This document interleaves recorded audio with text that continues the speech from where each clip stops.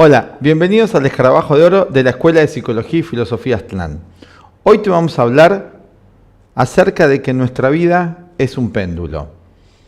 Vos dirás, ¿cómo es esta idea de que nuestra vida es un péndulo? Bueno, la idea del péndulo está bastante clara, como podemos ver aquí en pantalla. ¿Qué es un péndulo? Un péndulo, acá tenemos uno en pantalla, lo estamos viendo. Es un dispositivo que oscila, ¿sí?, que se mueve entre dos extremos y luego llega a un punto intermedio, que es el punto de mayor energía, que justo es el punto intermedio. Cuando el péndulo oscila desde la izquierda a la derecha o de la derecha a la izquierda, encontramos el punto de mayor velocidad del péndulo justo en el medio. Nuestra vida es un péndulo. Todo se mueve entre los opuestos. Las cosas se mueven entre los opuestos. Un péndulo oscila de un lado a su lado opuesto. Vemos obrar esto en toda la naturaleza. Cuando nosotros vemos que todo en la naturaleza se mueve pendularmente, podemos afirmar con George Ivanovich Gurdjieff que hay una ley que se llama la ley del péndulo. Lamentablemente en la física esto no se estudia en profundidad y no se lo establece como una de las leyes importantes de la naturaleza, aunque se lo usa para medir todos los sistemas de energía y todos los sistemas de fuerza. Siempre se usan dos puntos referenciales, que son los dos extremos, y luego también se encuentra un punto intermedio. Los tres puntos del péndulo, el extremo derecho, el extremo izquierdo y el centro, son tres fuerzas. Esto funciona en toda la naturaleza. En la física se presta atención a las fuerzas opuestas o contrapuestas, pero no a la tercera fuerza. O sea, indirectamente también se habla de una ley del péndulo, al igual que lo hiciera el gran filósofo George Ivanovich Gurdjieff. Carl Gustav Jung, gran estudioso de la alquimia, toma un tema antiguo de la alquimia, muy importante, que era la búsqueda de la conjunción de los opuestos. Encontramos esto también en el taoísmo. Acá pusimos un símbolo modernizado, el yin y el yang, en pantalla al fondo, donde también uno de los temas más importantes, la filosofía del Tao, continuada también en su esfera social por Confucio, era la conciliación de los opuestos. Las estaciones oscilan entre invierno y verano, otoño y primavera. Sin interrupción, constantemente la naturaleza se mueve entre los opuestos. También tenemos muchos péndulos en nosotros. Hicimos otro video que podés ver donde hablamos de estados y eventos. Encontramos los eventos de la vida que se mueven pendularmente y los estados de la mente también se mueven pendularmente. Así que a la hora de hacer una autoobservación eficaz es importante tener en cuenta esto. Tenemos péndulos que oscilan, por ejemplo, en nosotros, en los estados mentales, entre simpatía y antipatía. Este es uno de los péndulos comunes. Alguien me cae bien, me cae mal. Oscilo en los extremos. Deseo y repugnancia. Algo, el deseo produce atracción y la aversión, ¿sí? Otro que tenemos es felicidad y desaliento, felicidad y desdicha. Certidumbre y duda. Estoy seguro de algo y luego aparece el polo opuesto donde estoy en duda. Y así sucesivamente. Estos son péndulos que tienen que ver con la psicología humana. Todos estos péndulos externos, eventos de la vida, en la historia, tenemos por ejemplo, pendularmente en la historia del último siglo y medio, de los últimos 2 siglos, de 1789, la Revolución Francesa, donde tenemos el péndulo de comunismo-capitalismo. Tenemos también el péndulo de, por ejemplo, de ciencia y religión. Una época estaba muy enfatizado, ¿no?, una religión mágica, y luego pasamos a un cientificismo materialista. 2 extremos, siempre oscilando entre estos extremos. Todos los péndulos que nosotros podemos tomar, todos los acontecimientos externos de la vida e internos, los estados de la mente, los podemos ver que oscilan con diferentes longitudes de onda. Esto es un proceso científico. Y cuando oscilan con diferentes longitudes de onda, eso indica ciclos. Entonces podemos ver ciclos en la historia, por ejemplo, de nacimiento y muerte de civilizaciones. En lo psicológico también tenemos diferentes ciclos mentales. En nuestra vida emocional, donde vemos que vuelven a repetirse ciertos procesos, siempre de manera pendular. Esto es una ley de la vida es mecánica y siempre funciona. Es como si nosotros tuviésemos en nosotros y en la vida como mecanismos de relojería. Si has visto cómo funciona un reloj, ves que son ruedas pequeñas dentro de ruedas más grandes y que están todas concatenadas. Así es nuestra vida y así deberíamos contemplarla.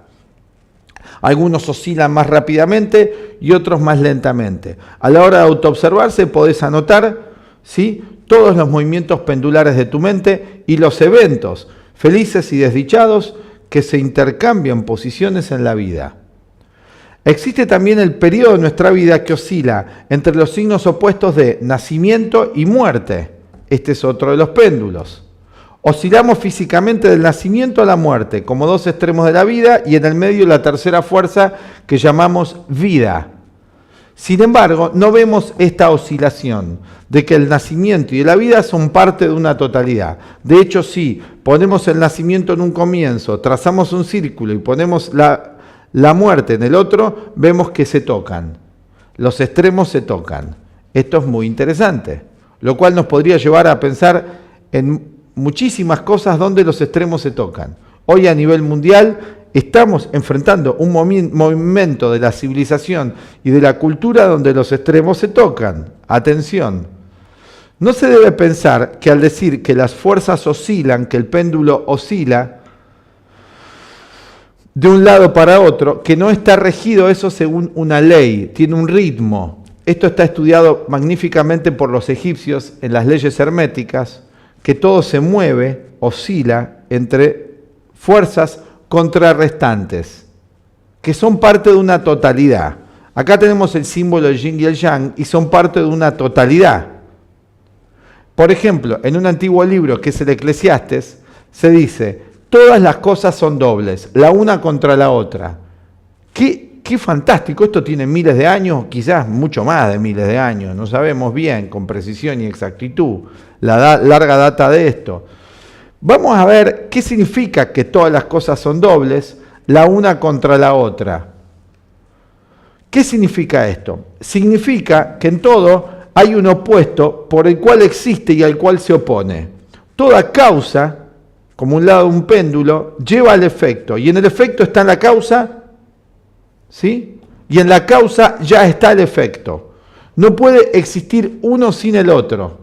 O sea, todas las cosas son dobles. Si vos tenés una moneda con dos caras, y borrás un lado de la cara de la moneda, esa moneda ya deja de ser lo que era. Son interdependientes. No pensamos así en nuestra vida. Andá pensándolo. Vos pensás en que esta persona no tiene nada que ver con vos, es tu enemigo. Los extremos se tocan. Atención, ojo.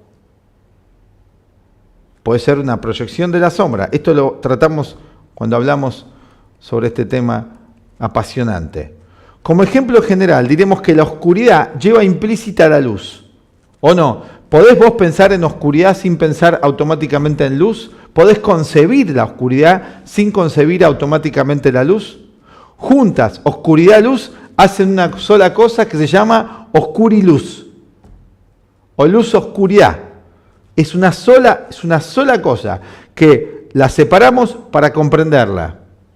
Bien y mal forman parte de una totalidad, que es lo que este gran filósofo Nietzsche entreviera, reflexionara, meditara y habló de más allá de el bien y el mal.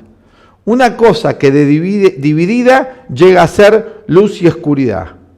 O para dar un ejemplo psicológico, la pena, el dolor y el disfrute. ¿Sí? Que esto también lo hablaron muchísimos, en todas las filosofías hablaron de placer-dolor, van de la mano. Si hay placer hay dolor, y si hay dolor hay placer. No puedo concebir uno sin el otro. Todo es doble. Asimismo, ¿no? Son opuestos y muchas veces destructivos si no se complementan, si no encuentro la conjunción de los opuestos. Aquí está la clave de la vida, encontrar el equilibrio entre estos opuestos que forman una totalidad. Pero yo no veo la totalidad. Yo en general me quedo polarizado, o en la pena, o en el dolor, o en el disfrute. No veo que son parte de una totalidad que llamamos proceso de la vida. No vemos que bien y mal son parte de una totalidad, que lo llamamos más allá de eso, más allá del bien y del mal. Entonces, hoy nos encontramos en una sociedad, en una época, y nos encontramos psicológicamente muy divididos psicológicamente. Otra de las divisiones importantes en el campo psicológico es el yo y el inconsciente, donde hoy estamos polarizados en la esfera del ego y el péndulo se va a la otra esfera, a la esfera del inconsciente, sin complementarse, ¿no? Anulándose uno a otro o intentando anularse. No se puede hacer eso, no se pueden anular en realidad, pero funcionan como si estuviesen enfrentados y enemigos. O sea, yo contra mí mismo, contra el inconsciente, y el inconsciente contra mí con neurosis y psicosis debido a la actitud unilateral del ego. Entonces Jung habla de que hay que encontrar un equilibrio entre el ego y la propia naturaleza profunda, que es lo que él llama el inconsciente colectivo y el inconsciente personal. Por ejemplo, ¿podemos pensar nosotros, para ver un ejemplo práctico de esto, el hambre sin la saciedad? En general nos concentramos en el hambre, pero el hambre tiene implícito querer saciarse, la sed y saciarse la sed. Entonces, hambre y saciedad van de la mano. Cuando estoy saciado, cuando estoy lleno, porque ya me alimenté, ¿sí? Temporalmente, en lo temporal, en lo lineal, se anula el hambre, pero queda como el simbolito del yin y el yang, una pelotita redonda, negra, que ya está implícito el proceso que va a continuar. Luego va a volver el hambre. Así que no se anulan los opuestos, se complementan y forman una totalidad que se llama hambre-saciedad. ¿Vemos así la vida en todos los términos? ¿Cuál es lo práctico de esto que estamos hablando? ¿Esto es una disertación racionalista? En principio pareciera que sí, pero si lo analizás en profundidad, ¿estás vos viendo que todo en la vida es doble? ¿O querés anular uno de los lados del péndulo? No los podés anular. Vos te deberías situar en el medio, y para situarse en el medio del péndulo tenés que no identificarte. Pero para no identificarte con las cosas, primero es importante que te conozcas a vos mismo. Una vez que te conoces a vos mismo, puede continuar el proceso. Hipócrates, el antiguo médico griego, allá en el siglo V a.C., enseñó que la salud física y psicológica, porque el concepto griego de salud no se refería solamente a lo físico, como es hoy en el materialismo, sino se refería también al plano mental. Por eso decían mente sana en cuerpo sano. Eran una parte, una totalidad del cuerpo y la mente, psique y soma, y el equilibrio era nous, que era el espíritu, lo espiritual, la tercera fuerza, el principio espiritual. Decía que la salud era la armonía entre las diferentes fuerzas y elementos constitutivos en el ser humano, que eran los 4 humores. Y la enfermedad resultaba de que uno de estos elementos predominaba sobre el otro, entonces se rompía el equilibrio, hasta que se llegase de vuelta a la entropía. En el antiguo templo sagrado de Delfos había 2 inscripciones muy importantes, colocadas de tal modo que acudían a consultar, que los que acudían a consultar el oráculo, porque Delfos era el lugar donde la gente iba a preguntarle al oráculo. El oráculo estaba la pitonisa, los sabios, que respondían a las consultas del pueblo. Nosotros hoy consultamos al profesional. En esa época era la tradición consultarle a los sabios o a los oráculos. ¿No? Existía esa concepción del mundo. Eso sigue todavía vigente en el Tíbet, porque en el Tíbet siguen teniendo los oráculos. Y había frases, lemas escritos ahí, y una de las famosas frases, que la dijimos recién hace un rato, era nocete ipsum, conócete a ti mismo. Y había otra frase en el templo de Delfos, que era menos conocida, que era nada en demasía. Nada en demasía quiere decir nada en exceso. Conócete a ti mismo y nada en demasía, en relación a los opuestos. No significa demasía en el sentido de que un hombre no puede hacer o dar demasiado. Eso es algo favorable, sino en el sentido de exceso. En el idioma griego, demasía no quería decir eso, quería decir nada en exceso. No es hacer demasiado de algo, puede ser algo muy positivo cuando es ayudar a los demás, un esfuerzo, no en ese sentido. En ese sentido estaba bien, si no lo decía en que nada en exceso. Eso es lo que decía en el templo. Conócete a ti mismo y nada en demasía. Y había un orden de practicar esto. Primero había que conocerse a sí mismo. Una vez que me conocía a mí mismo, lo más que pudiese, como dice uno de los artículos del director de nuestra escuela, del filósofo León Azulay, una vez que yo me conociese a mí mismo, lo más que pudiese, ahí podía tener el discernimiento para poder ver que era algo excesivo, innecesario. Entonces, ellos distinguían entre lo necesario y lo agregado innecesario. Y ahí podían determinar que era algo que era en demasía, en exceso. ¿Tenés vos claro qué es realmente lo que necesitas? Lo que necesitas, escuchá con atención. Diferenciemos necesidades de deseos. Deseos podemos tener millones, pero necesidades son pocas. No está clara en la psicología moderna la diferencia entre necesidad y deseo, pero sí lo está en la psicología transpersonal, en la psicología de Jung, en el budismo, en la enseñanza de Castaneda. Está claro que necesidades no son lo mismo que los deseos, que son miles.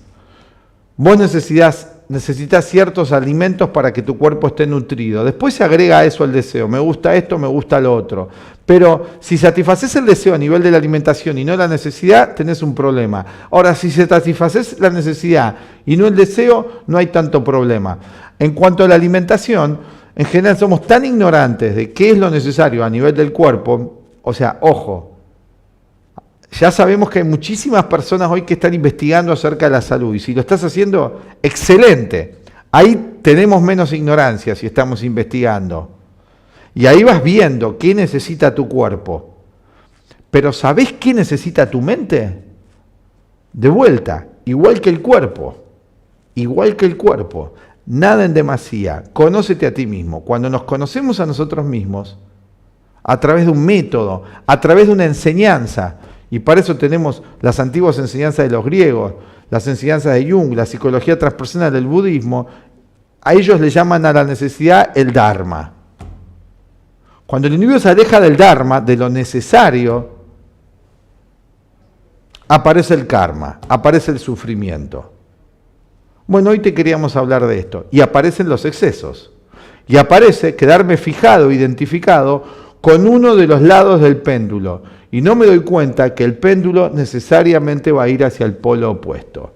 Lo vemos en las ideologías políticas, lo vemos en el comportamiento humano, lo vemos en las relaciones afectivas, lo vemos en las relaciones entre los sexos, lo vemos en todo en la naturaleza. Hay una cantidad de la ley del péndulo que es necesario para que se genere fricción y evolución. Pero a nivel del plano psicológico, la mente puede estar en equilibrio. El cuerpo mismo tiene estos movimientos, pero en realidad, si nosotros vemos más allá de la dualidad, en el movimiento de sístole y diástole del corazón, en el movimiento de las arterias y de las venas, vemos que hay una totalidad que se llama circulación arterial venosa, que es una unidad. Lo estudiamos, lo separamos, vemos que entra sangre y que sale sangre del corazón, pero todo eso es un proceso que es una totalidad. Al mismo tiempo, toda la vida es así, pero en general nos identificamos nosotros con un lado de los extremos. Bueno, esperamos que esto te sea de utilidad para reflexionar acerca de tu vida, de no irte a los extremos y entender que la naturaleza los integró a los opuestos. Nos falta que nosotros lo aprendamos. El cuerpo integró a los opuestos. Falta que nosotros lo aprendamos. El cuerpo ya tiene en sí la semilla de los opuestos y los trasciende en una totalidad. Nuestra mente también puede ser igual que la naturaleza. A eso nos dedicamos en nuestra escuela, en la Escuela de Psicología y Filosofía Estlán, a aprender los métodos para poder lograr estar en equilibrio y en armonía, más allá de los opuestos, pero primero hay que conocerlos. Primero me tengo que conocer a mí mismo para poder ver dónde están los excesos, dónde me estoy yendo a un extremo o a otro, como decían muy sabiamente los griegos. Si te gustó este video, le puedes dar like, suscribirte a nuestro canal, darle clic en la campanita y bueno, vamos a seguir haciendo los videos. Podés acercarte, ya estamos iniciando los cursos del mes, la formación y cursos y prácticas en el mes de marzo, te podés anotar. Vamos a empezar en marzo con las clases semanales y las prácticas de la psicología transpersonal de Jung, el cuarto camino de Gurdjieff, el budismo, las enseñanzas de Castaneda. Tenemos todo un programa donde vamos armando grupos de trabajo sobre todas estas enseñanzas que impartimos en la Escuela de Psicología y Filosofía Aztlán. Y también tenemos nuestro otro canal, que es el canal del Centro Astrológico. Bueno, hasta la próxima de la Escuela de Psicología y Filosofía Aztlán. Chao.